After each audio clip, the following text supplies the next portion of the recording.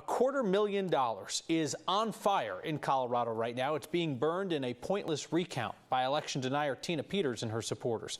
It's a recount that will confirm that she lost the Republican primary for Secretary of State by about 88,000 votes.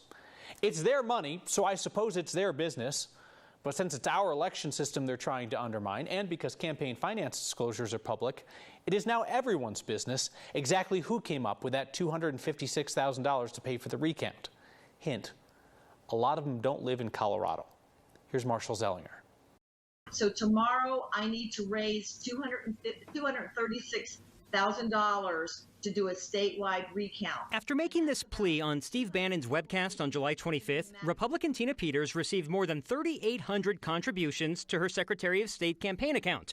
She lost that campaign to be the Republican nominee for Secretary of State by 88,000 votes, but she wanted a recount, which is underway because she paid the $255,000 it will cost all the counties to do what you're seeing, pay staff time to recount the election. And she paid for it with other people's money. It couldn't be one guy.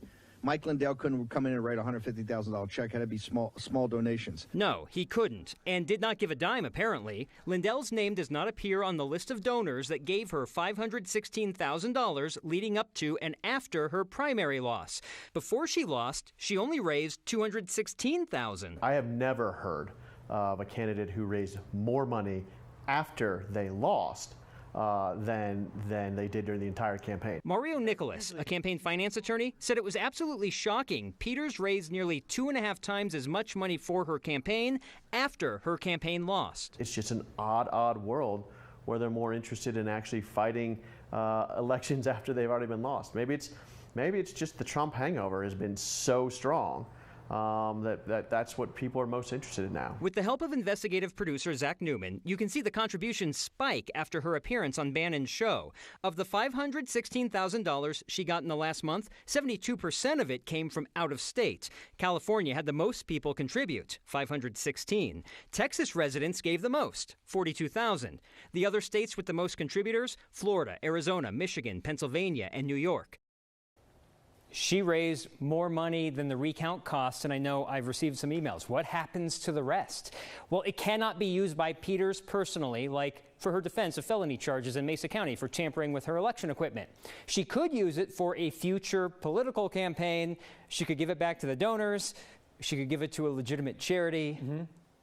And I can't believe I said that first thing.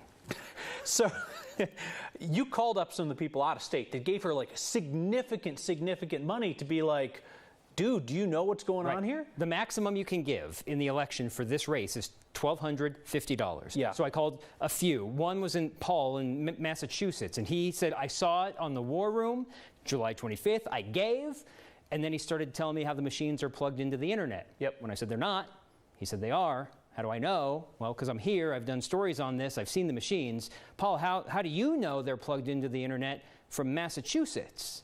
Because she told him. And that is how you separate people from their money. And it's amazing to watch it happen. All right, Marshall, thank you.